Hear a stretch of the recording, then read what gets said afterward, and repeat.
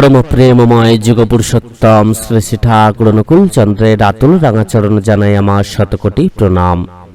জয় গুরু সকল ইষ্টপ্রাণ দাদা মায়েরা।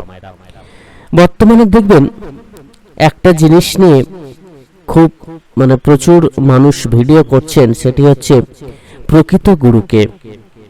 আমরা অনেকেই আছি যারা শ্রী শ্রী ঠাকুরের কেউ দীক্ষা গ্রহণ করেছি, কেউ বা শ্রী শ্রী রামকৃষ্ণ দেবের দীক্ষা গ্রহণ করেছি, আবার কেউ বা আছেন রাম ঠাকুরের দীক্ষা নিয়েছেন, কেউ বা অনেকেই আছেন যারা স্বামীজির দীক্ষা নিয়েছেন, ইস্কন মন্ত্রে অনেকে দীক্ষিত রয়েছেন, আবার অনেকে আছেন যারা ভারত সেবাশ্রম সংঘ যিনি মহারাজ প্রণমানন্দজি তাঁর দীক্ষা গ্রহণ করেছেন।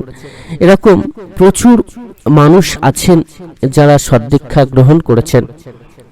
তো আমরা কার চরণ আশ্রয় গ্রহণ করব? গুরু এবং সদ্গুরুর মধ্যে তফাৎ কি? প্রকৃত গুরু কে, তাকে চিনব কিভাবে? গুরুকরণ করতে হয় কেন? কিভাবে গুরুচরণে নিজেদেরকে সঁপে দিতে হয়? কেন এই জগৎ সংসারে গুরুকে নিয়ে চলতে হয়? এবং গুরুকে আমরা চিনব কিভাবে? গুরুর লক্ষণগুলো কি কি? আর যিনি শিষ্য হবেন তার মধ্যে কোন কোন গুণগুলো থাকা দরকার, তবেই তিনি প্রকৃত গুরুকে চিনতে পারবেন বা প্রকৃত গুরুকে বুঝতে পারবেন। তো আমরা অনেকেই আছি যারা গুরুকরণ হয়তো করেছে, কিন্তু প্রকৃত গুরুর যে লক্ষণ সেগুলো হয়তো জানে না। আবার অনেকেই আছি যারা গুরুকরণ এখনো করেনি। অনেকেই আছি সদ্গুরু এবং গুরুর মধ্যে যে তফাৎ সেটা হয়তো বুঝতে পারি না। তো চলুন আমরা সে বিষয়ে একটু আলোকপাত করার চেষ্টা করি। কৈশোরে যেমন অকার আকার শেখার জন্য গুরু লাগে, শিক্ষাগুরু আমরা পেয়েছি, স্কুল কলেজে বিশ্ববিদ্যালয়ে গুরু লাগে। আবার ধরুন যখন আপনি প্রাইমারি লেভেলে পড়াশোনা করেছেন তখন শিক্ষাগুরু ছিলেন, তারপর যখন উচ্চ লেভেলে গেলেন তখন আবার আলাদা আলাদা শিক্ষাগুরু আপনি পেয়েছেন। যখন আবার ডক্টরেট পিএইচডি করতে গেছেন তখন আবার গুরু লেগেছে, আলাদা গুরু লেগেছে। রাজনীতি শিখতে যেমন আবার গুরু লাগে, তেমন সমস্ত বিষয় ডাক্তার, ইঞ্জিনিয়ারিং, যে কোনো বিষয় শেখার জন্য কিন্তু গুরুর দরকার হয়, শিক্ষাগুরুর দরকার হয়। ঠিক তেমন ভাবেই আমাদের এই জীবনটাকে উপলব্ধি করানোর জন্য, জীবনটাকে বুঝতে গেলে শেখার জন্য গুরুর দরকার হয়। এমন কোন গুরু আছেন কি যার এক আধারে সর্ববিদ্যা আছে, ধর্ম অর্থ কাম মোক্ষের চরম জ্ঞান আছে? ওই সব বিষয়গত গুরুরা জ্ঞানের চরম সীমায় পৌঁছায়নি। কিন্তু এইখানে দেখুন, আমরা এই যে শিক্ষার জন্য গুরুকরণ করছি, খেলাধুলার জন্য, ডাক্তারি শেখার জন্য, ইঞ্জিনিয়ারিং শেখার জন্য গুরুকরণ করছি, কিন্তু ওই সমস্ত যে শিক্ষাগুরু বলুন বা ওই যে খেলাধুলার যাকে আপনারা গুরু হিসেবে মেনে নিয়েছেন তাকেই বলুন, এনাদের মধ্যে কিন্তু সমস্ত জ্ঞান বিরাজ করে না। আমাদেরকে এইটা আগে প্রশ্ন করতে হবে যে এমন কোন গুরু আছেন কি যার মধ্যে সর্ববিদ্যা রয়েছে, ধর্ম অর্থ কাম মোক্ষের চরম জ্ঞান আছে? ওই সব বিষয়গত গুরুরা জ্ঞানের চরম সীমায় কিন্তু পৌঁছাননি, স্ব ক্ষেত্রে দ্বন্দ্ব সৃষ্টি করে গেছেন। তাই এমন মানুষের সন্ধান প্রয়োজন যিনি সর্ববিদ্যার বিশারদ, সর্বদর্শী, ভূয়দর্শী এবং ত্রিকালজ্ঞ। এমন মানুষ কি ভূমণ্ডলে আছে? কে সেই সর্বজ্ঞ, কে সেই ত্রিকালজ্ঞ যিনি ইহকাল পরকাল সর্বকালের খবর রাখেন, সমস্ত প্রশ্নের উত্তর দিতে পারেন, সর্ব সমস্যার সমাধান জানেন? এমন জ্ঞানাতীত পুরুষকে, এমন গুরু কিন্তু আছেন, ছিলেন। ত্রেতায় রামচন্দ্র, দাপরে শ্রীকৃষ্ণ এবং পরবর্তীকালে বুদ্ধ, যিশু, শ্রী চৈতন্য, রামকৃষ্ণ দেব, আর কলির শেষে এলেন শ্রী শ্রী ঠাকুর অনুকূলচন্দ্র। এরা গুরুর গুরু, তাই সদ্গুরু, জগৎ গুরু। এরা সর্বোত্তম গুরু, তাই পুরুষোত্তম। সেই সময় শ্রেষ্ঠ মানব এবং গুরু শ্রেষ্ঠ, তাই অবতার পুরুষ। অবতরণ করেন, ধরাধামে অবতার রূপে আখ্যাত হলেন। সেই সর্বশক্তিমান বিশ্বস্রষ্টা ঈশ্বরের মূর্ত নরবিগ্রহ প্রতিভ নেমে আসেন পৃথিবীতে, মানুষকে লোক শিক্ষা দিতে, পাপী তাপীদের উদ্ধার করতে, তাঁর লীলাময় জীবন দিয়ে সেই যুগকে উদ্ধার বা রক্ষা করতে। সূর্য থেকে বিশ্ব ব্রহ্মাণ্ডের সৃষ্টি হয়েছে, নানা বিবর্তনের মধ্য দিয়ে পৃথিবীতে প্রাণের জোয়ার নেমে এসেছে। প্রাণীতত্ত্ববিদদের মতে ছত্রাক থেকে অ্যামিবা, অ্যামিবা থেকে বানর, বানর থেকে মানুষ বিবর্তনের মাধ্যমে এসেছে। স্রষ্টা ভগবান তাঁর সৃষ্টিকে উপভোগ করার জন্য মানুষের সৃষ্টি করেছেন, আর এই পৃথিবীকে সাজিয়ে গুছিয়ে তুললেন। সাধুর সঙ্গী চাই, কীর্তনিয়াদের সঙ্গী চাই, গায়কের সঙ্গী চাই, সাধকের সঙ্গে চাই, তেমনি ভগবানের সঙ্গে চাই। সৃষ্টি উপভোগ করার জন্য তিনি ধরাধামে অবতরণ করেন। মানুষ হলো ঈশ্বরের গুলবাগিচার মালি বিশ্ব স্রষ্টার ইচ্ছা থেকেই পরমা প্রকৃতির সৃষ্টি হয়েছে। এক অহম বহুশ্যাম প্রজায়মম, এক আমি বহুতে রূপায়িত হব। কৃষ্ণের যতেক লীলা সর্বোত্তম নরলীলা, নরবপু তাহার স্বরূপ শ্রী চৈতন্য চরিতামৃতে এটা কিন্তু উল্লেখ রয়েছে। চণ্ডীদাসও বলেছেন, সবার উপরে মানুষত্ব, তাহার উপরে নাই। তিন শ্রেণীর মানুষ সৃষ্টি হলো, এক হলো দেব মানুষ, দুই হলো নর মানুষ এবং তিন হলো অসুর মানুষ বা নিকৃষ্ট। স্বাধীন ইচ্ছা দিয়ে মানুষদের ছেড়ে দিলেন ভগবান। সংসার হলো সুখ ঐশ্বর্য উপভোগের ক্ষেত্র। সত্যযুগে দেব মানুষের অবাধ রাজত্ব ছিল। ক্রমশ মানুষ ষড়রিপুতে আচ্ছন্ন হলো। শুরু হলো মানুষে মানুষের দ্বন্দ্ব, বিবাদ ও ঈর্ষা, সুখ শান্তি বিঘ্নিত হতে লাগলো। ত্রেতা যুগে অসুর মানুষেরা দেব মানুষদের আক্রমণ শুরু করলো। বিশ্বামিত্র মুনি, বশিষ্ঠ, বাল্মীকি মুনিদের আশ্রম আক্রান্ত হলো। বৈদিক ধারায় আশ্রম কেন্দ্রিক জীবনের উপর আঘাত এলো। দেব মানুষরা প্রার্থনা জানালো, অত্যাচারের হাত থেকে মুক্তি চাইল। ভগবানের আসল টলে গেল। সেই সর্বশক্তিমান বিশ্বস্রষ্টা ঈশ্বরের মূর্ত নরবিগ্রহ রামচন্দ্র নেমে এলেন পৃথিবীতে। রামচন্দ্র অনার্য রাক্ষসদের অত্যাচার রোধ করলেন, অত্যাচারী কামুক রাবণকে বধ করলেন, পাষাণী উদ্ধার করলেন, পরশুরামের অহংকার চূর্ণ করলেন, তারকা রাক্ষসী অনাচারী বানররাজ বালি বধ করলেন, সত্য সনাতন ধর্ম প্রতিষ্ঠা করলেন, অধর্মের বিরুদ্ধে লড়াই করে আদর্শ রাজত্ব প্রতিষ্ঠা করলেন, প্রজার প্রতি রাজার কর্তব্য দেখালেন, প্রজা অনুরঞ্জক লোকপালী রামচন্দ্র রাম রাজত্ব প্রতিষ্ঠা করলেন। তার ঠিক পরেই শ্রীকৃষ্ণ সাধারণ মানুষকে উদ্ধারের জন্য, পাপী তাপীদের তাড়াবার জন্য লীলা করতে ধরাধামে এলেন। পরিত্রাণায় সাধুনাং বিনাশায় চ দুষ্কৃতাম ধর্ম সংস্থাপনার্থায় চ সম্ভবানি যুগে যুগে। ঈশ্বরের দুটি রূপ, সাকার এবং নিরাকার। শ্রীকৃষ্ণ ভক্ত উদ্ভবকে বললেন, নরদেহেই আমাকে দর্শন করা সম্ভব। তাই আমাদের কাছে মানুষরূপী ভগবানই সত্য, আদর্শ, স্থানীয়, অনুসরণীয়, উপাস্য এবং ধ্যেয়। শ্রীকৃষ্ণ পুতনা অন্যান্য রাক্ষসদের বধ করেন, কালীয় নাগ দমন করলেন, জরাসন্ধ শিশুপাল বধ করলেন। ধর্মরাজ্য প্রতিষ্ঠার জন্য যুদ্ধে পাণ্ডব পক্ষ নিয়ে কৌরবদের ধ্বংস করেন। তৎকালীন যুগের মানুষদের সঠিক পথ অনুসরণ করার জন্য ভক্ত অর্জুনকে নানা উপদেশ দিলেন। শ্রী শ্রী গীতা এবং শ্রী শ্রী অনুগীতা সৃষ্টি হলো। আধারে মানুষ পথের আলো পেল। একে একে বুদ্ধদেব, যীশুখ্রিস্ট, শ্রী চৈতন্য, রামকৃষ্ণ ধরাধামে মানুষই লীলার জন্য অবতরণ করলেন। এরাও বললেন, আমাদের অনুগামী না হলে ঈশ্বরের দরজায় পৌঁছানো যায় না, মনুষ্য জীবন সার্থক হয় না। চৈতন্যদেব বলেছেন, সেই বিগ্রহ যে না মানে, নিরাকার মানে, তারা তিরস্কার করিবারে কইল নির্ধারণে। রামকৃষ্ণদেব বললেন, সাধারণ ভক্তের কাছে তিনি নিত্য সাকার। বুদ্ধদেব ও একেশ্বরবাদী, নানা দেবদেবের পূজার তিনি সকল দেবদেবীকে সাথে নিয়ে তিনি একেশ্বরবাদের প্রচার করলেন। শ্রীকৃষ্ণ তাই বলেছিলেন, সর্বদেবময় গুরু। তিনি অর্জুনকে বলেছেন, যে যত দেবদেবীর পূজা করে না কেন, প্রক্ষান্তরে আমারই পূজা করে, তবে পুণ্য ফল পায় না। যে যেভাবেই আমার ভজন করে, আমি তাকে সেইভাবেই অনুগ্রহ করি, তাদের প্রার্থিত ফল অস্থায়ী। যে আমার ভজনা করে মদযাজী মদগুরু হয়, তার ইহকাল পরকাল বিনষ্ট হয় না, সর্বকর্ম সফল হয়। বুদ্ধদেব ঘুরে ফিরে তাই বলেছেন। তিনি বলেছেন, জন্ম হলেই জরা মৃত্যু হবে, কামনা থেকেই মানুষের জন্ম।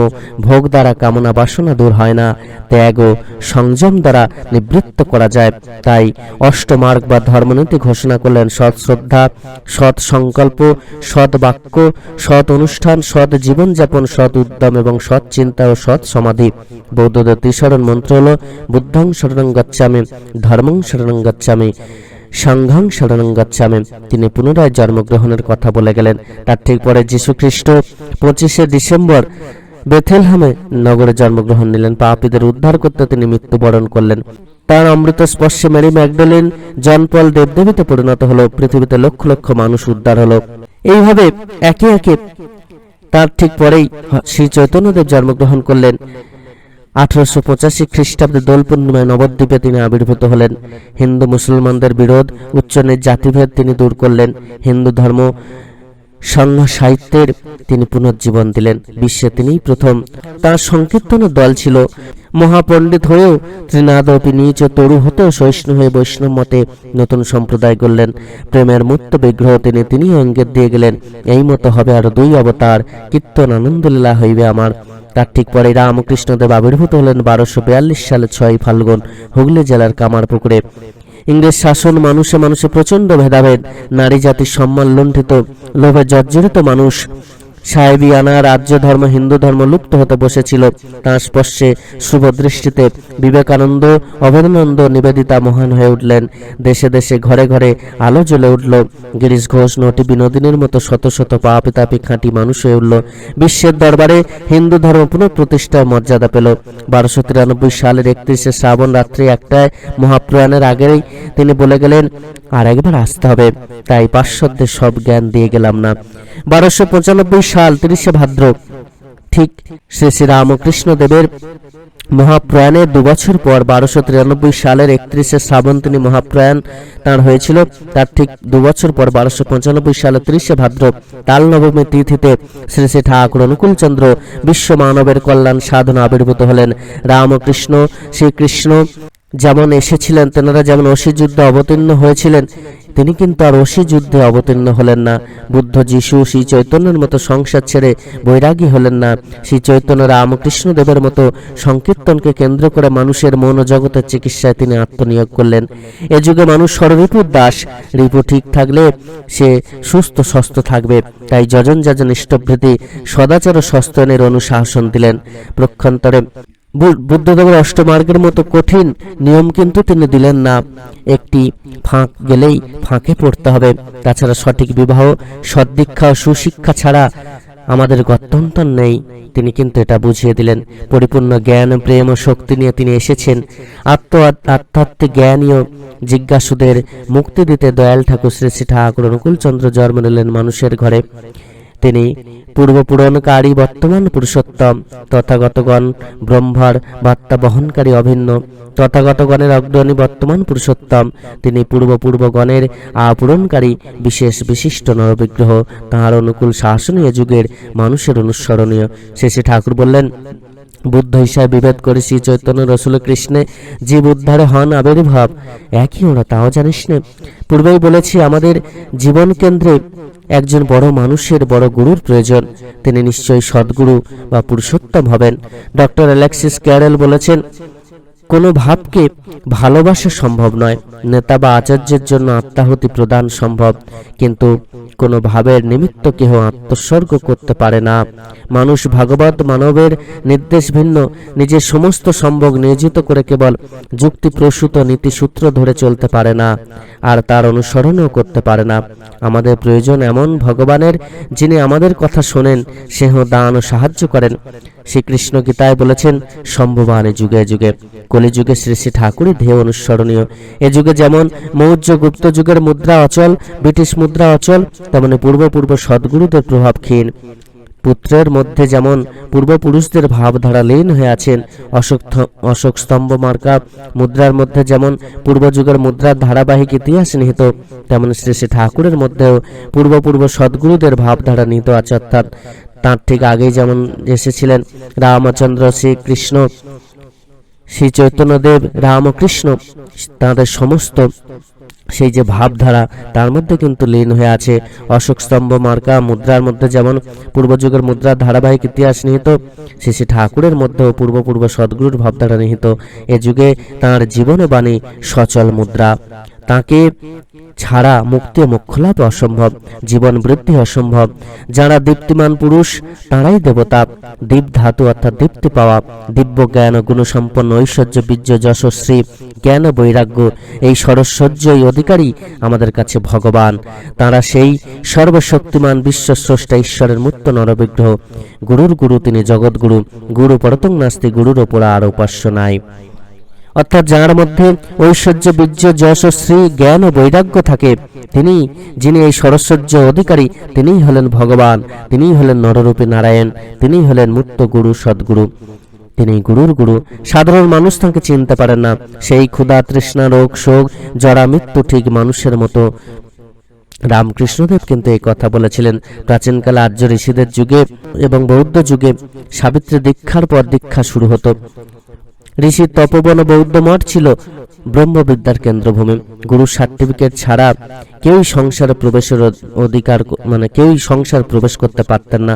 প্রত্যেকটি ছাত্র স্ব বর্ণ বৈশিষ্ট্য আনুপাতিক কর্মে দক্ষ হয়ে গার্হস্থ্যাশ্রমে জীবিকা নির্বাহ করত। রাজারাও সেই ঋষি বা গুরুর আদেশ মেনে চলতেন। মানুষ ভগবানের উপর ইষ্টবুদ্ধি ঠিক হলে, তাঁর নরলীলায় বিশ্বাস হলে পুনঃজ্ঞান হয়। সেই কৃষ্ণ উদ্ভবকে বলেছেন, নরদেহেই আমাকে দর্শন করা সম্ভব। আমার ধর্ম লাভ করে আনন্দময় পরমাত্মা রূপ আমাকে লাভ করা যায়। তবে মূঢ় ব্যক্তিগণ আমার মানুষের তনু দর্শন করে আমার ভিতর যে ভূত মহেশ্বর ভাব রয়েছে তা তারা বুঝতে পারেন না। শেষে ঠাকুর বললেন, ঈশ্বর এক, ধর্ম এক, আর পীড়িত পুরুষগণ সেই এক বার্তা ভাই। হিন্দু, মুসলমান, খ্রিস্টান এগুলো ধর্ম নয়, এগুলো এক একটা মত। জীবন বৃদ্ধি ধর্ম।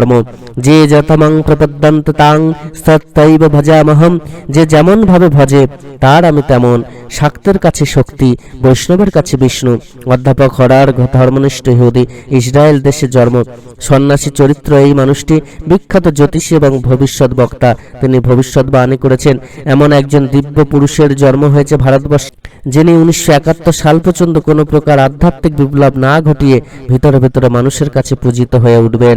আজকে দেখুন ঘরে ঘরে 1971 সালের পর তার প্রভুত্ব সারা এশিয়া, সারা বিশ্বে বিস্তার লাভ করবে। তার বিচার এমন মানবতাবাদী ও দূরদর্শী হবে যে সারা বিশ্ব তার কথা শুনতে ও জানতে বাধ্য হবে। যখন বিজ্ঞান সারা বিশ্বে ধর্ম সংস্কৃতিকে ধুলোয় লুটিয়ে দেবে, তখন ওই ধার্মিক প্রবর আধ্যাত্মিক বিপ্লবের সূত্রপাত করবেন। আর দেখুন আজকে বর্তমানে প্রত্যেকটা ঘরে ঘরে ঠাকুরের কথা, ঠাকুরকে নিয়ে চলার একটা চিন্তা ভাবনা চলছে। এখন প্রশ্ন হচ্ছে মানব জীবন দীক্ষার, আমরা তো গুরু মোটামুটি বুঝতে পারলাম গুরুর প্রকৃত সংজ্ঞা কি, গুরু কাকে বলে এবং গুরুকে চিনব কিভাবে সেটা আমরা বুঝতে পারলাম। কিন্তু এই মানব জীবনে দীক্ষার ভূমিকা কি, কেন দীক্ষা গ্রহণ করতে হয়, গুরুকরণ করতে হয়, দীক্ষিত মানুষদের বৈশিষ্ট্য কেমন হবে সে বিষয়ে কিন্তু জানতে হবে। অনেকেই অনেক রকম ভাবে আলোচনা করছেন। তো এই সদ্গুরু এবং গুরুর মধ্যে তফাৎ আপনারা বুঝতে পারলেন। গুরু তো যে কেউ, আপনিও যদি সঠিকভাবে সদ্গুরুর চরণ আশ্রয় নিয়ে চলতে পারেন, সেই মতো করে চলার চেষ্টা করতে পারেন, তাহলে একজন সঠিক মানুষ হয়ে উঠতে পারবেন। আর অনেকেই গুরু হন, কিন্তু সদ্গুরু সবাই হতে পারেন না। সদ্গুরু সেই পরম পুরুষোত্তম যিনি, তিনি যুগে যুগে আসেন, তিনি হলেন সদ্গুরু। আর গুরু তো যিনি জ্ঞানের অধিকার, যিনি জ্ঞানী মানুষ হয়ে ওঠেন, যিনি প্রকৃত জ্ঞান লাভ করেছেন, যিনি সেই সদ্গুরুর চরণ আশ্রয় করে তাঁর মতো করে চলার চেষ্টা করেন, তাঁর বলা প্রত্যেকটা বিধানকে মেনে চলেন, এবং যিনি আধ্যাত্মিক জ্ঞানে জ্ঞানিত হয়েছেন, তিনি নিজেকে গুরুরূপে প্রতিষ্ঠা করতে পারবেন। তো এই গুরু এবং সদ্গুরুর মধ্যে এই কিন্তু তফাৎ। তাই আমাদেরকে প্রকৃত সদ্গুরুর চরণ আশ্রয় করতে। আমরা কুলগুরুর কথাও শুনেছি, আগেকার দিনে কুলগুরুর দীক্ষা অনেক মানুষ গ্রহণ করেছিলেন, কিন্তু যিনি প্রকৃতরূপে অন্ধকার থেকে আলোর পথে আপনাকে নিয়ে যাবেন, তিনি হলেন প্রকৃত সদ্গুরু। তাই সেই সদ্গুরুর চরণ আশ্রয় করতে হয়, যিনি যুগে যুগে মানবরূপে এসেছেন, সেই নররূপী নারায়ণ পরম পুরুষোত্তম, তাঁর চরণ আমাদের ঠাঁই নিতে হয়। এখন চলুন মানব জীবনে দীক্ষার ভূমিকা কি, কেন আমরা তাঁর দীক্ষা গ্রহণ করব। গুরুই ভগবানের সাকার মূর্তি। পুণ্যপুঁথি গ্রন্থে শেষে ঠাকুর ভাববাণীতে বলেছেন, সদ্গুরু করতে হয়, আর তাকে ভগবান ভাবে পূজা করলে সেই পূজায় ঠিক। সদ্গুরু সারূপ্য লাভ হলেই ভগবানের সারূপ্য লাভ হয়। আমাদের দেশের কুলগুরু যদি প্রেমময় হতো, কর্মী হতো আর উদার হতো, তবে দেশের অবস্থা এমন হতো না। যে একবার আমার স্মরণ লয়, তার কি আর ভাবনা থাকে? নিশ্চয় ব্রহ্মলীন হয়, নিশ্চয়। একবার আমাকে স্পর্শ করতে পারলে প্রাণে মনে অজ্ঞাতসারে আমি তাকে স্বর্গরাজ্যে তুলে দিই, পরে আমার সারূপ্য লাভ করে।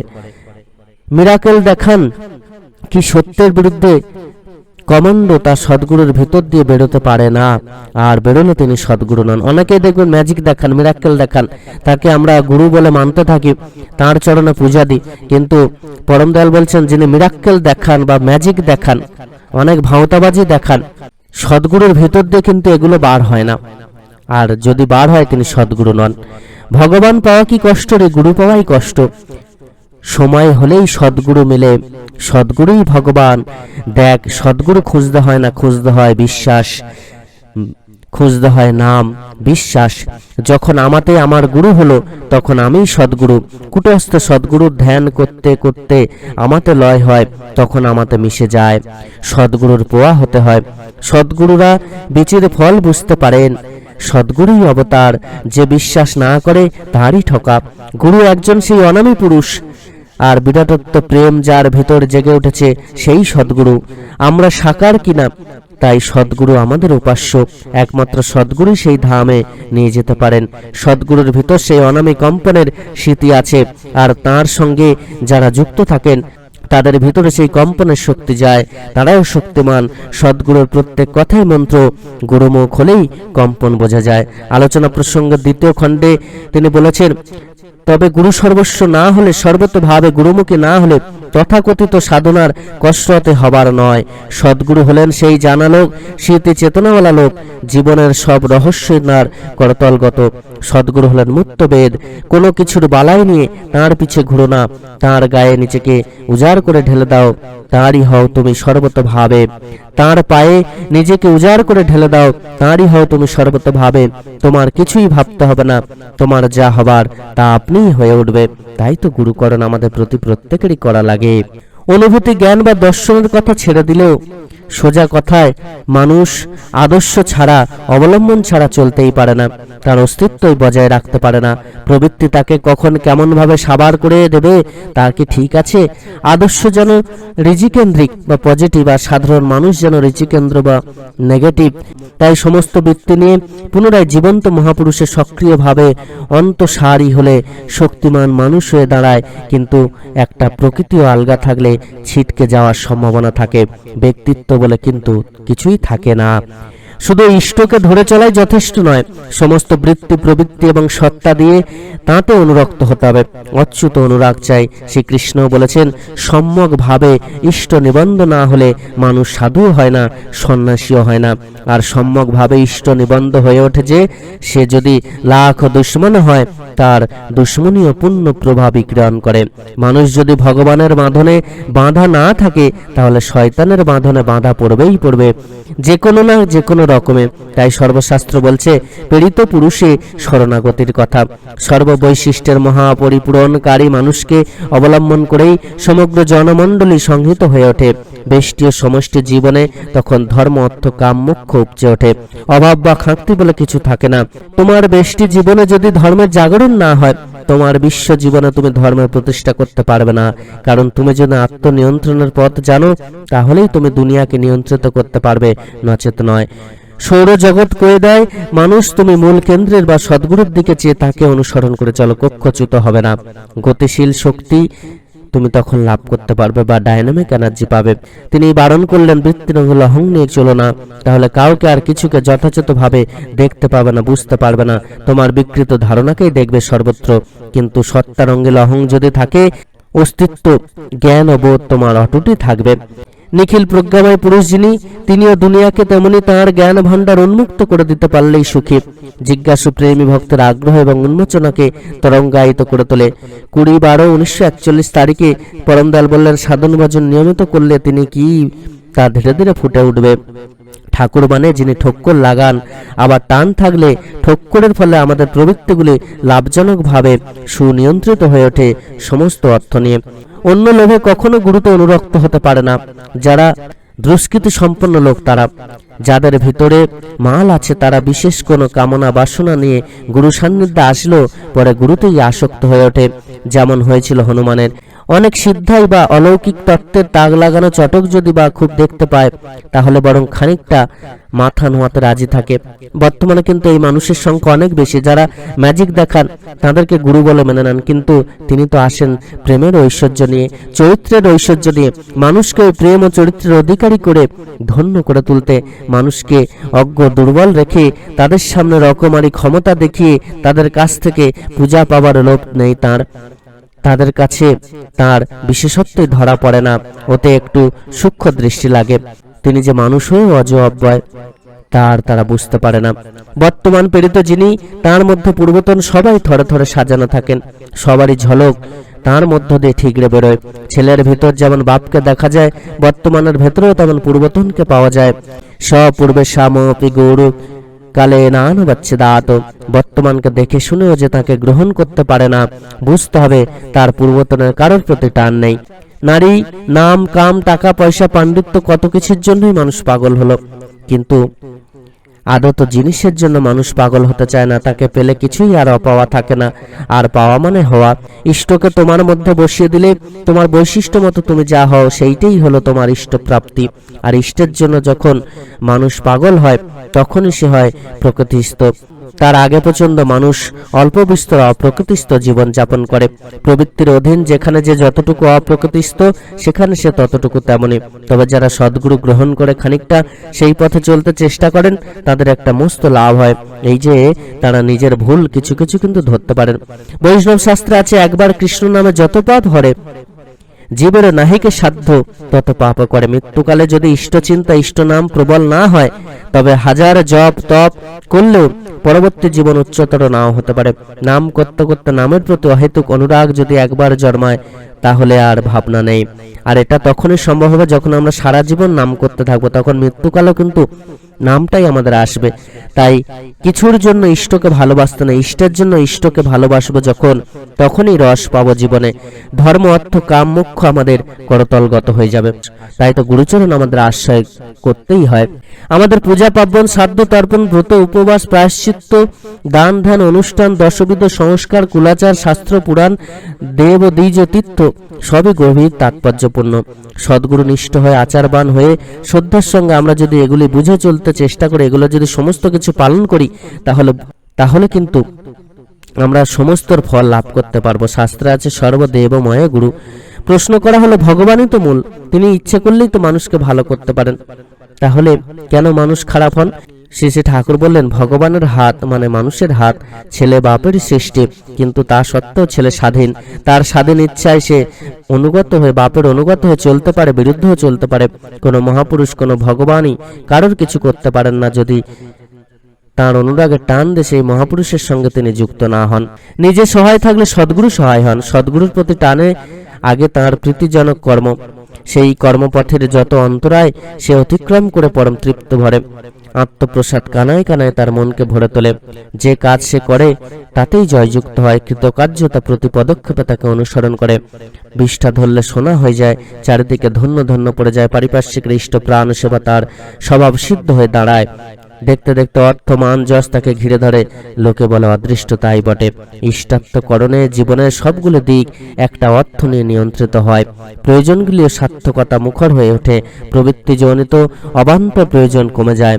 আর হাতে কলমে করে কৃতি হয়ে কৃতকার্যতার উপঢৌকনে তাকে নন্দিত করার একটা আবেগ সৃষ্টি হয়। তার থেকে আসে অনুসন্ধিৎসা। কাজের অন্ধি সন্ধি ফন্দি ফিকির পারস্পর্যক্রমে কোথায় কখন কি করতে হবে, কাকে কি বলতে হবে, কার সঙ্গে কিভাবে ব্যবহার করতে হবে, অন্তরায়গুলিকে কেমন করে বিন্যস্ত করে লাভজনক করে তুলতে হবে, সাহায্য কোন কোন ভাবে কোন মাধ্যমে পাওয়া যাবে, নিজের অভ্যাস ব্যবহার চালচলন কতখানি ঠিক করতে হবে ইত্যাদি সব সম্বন্ধে তখন একটা সুসমন্বিত ধ্যানশীল কর্মতৎপরতা গজিয়ে ওঠে। এর ভিতর দিয়ে সবটাই সমাধান নিয়ে একটা দানা বাঁধা অনভিজ্ঞতার দুনিয়া ফুটে ওঠে। তাতে থাকে একটা বিরাট প্রজ্ঞা সংহত হয়ে মানুষ সুনিয়ন্ত্রিত হয়, সুন্দর হয়, দক্ষ হয়, সাশ্রয়ী হয় এবং অর্জনপটু হয়। সর্বকাজে সফলতা তাকে দাসীর মতো অনুসরণ করে। ন্যায়পন্থা বিদ্যাতে আয়না আব। যারা সাংসারিক ন্যায়পন্থা বিদ্যাতে আয়না আয়, যারা সাংসারিক উন্নতি বা টাকা উপায়ের কথা বড় করে ভাবে, সেই দিক ঠিক করে পরে ইষ্টের কাজ করতে চায়, তাদের কিন্তু সেখানে তাদের নিরবুদ্ধিতা।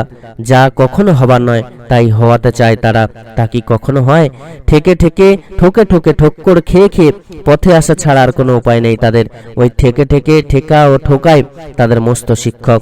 তাই তো আমাদের প্রকৃত রূপে জীবনটাকে সুন্দর করার জন্য গুরুকরণ করতে হয়। গুরু ভক্তি না থাকলে অনেক সমস্যা হয়। গুরুভক্তি বা মাতৃভক্তি থাকলে আপনা থেকেই কর্মবোধ স্নায়ুতে সেন্সরি কোঅর্ডিনেটিং আসে ইষ্ট স্বাস্থ্য প্রতিষ্ঠার জন্য।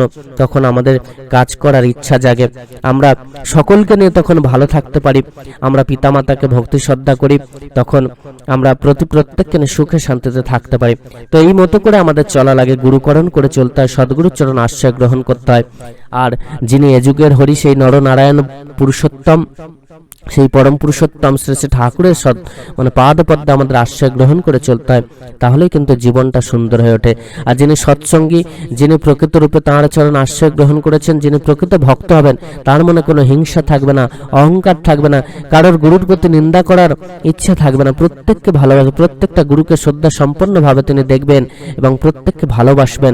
প্রত্যেকের আদর্শকে মাথায় নিয়ে চলার চেষ্টা করবেন, প্রত্যেককে মেনে চলার চেষ্টা করবেন এবং তিনি তখন প্রত্যেককে মেনে চলার চেষ্টা করবেন এবং বর্তমান প্রেরিত যিনি, তাঁর বলা আদেশগুলোকে মাথায় নিয়ে চলার চেষ্টা করবেন, তাঁর বলা সমস্ত কথাকে মেনে চলবেন, কেননা তার মধ্যেই পূর্ব গুরুদের ভাবধারা নিহিত রয়েছে।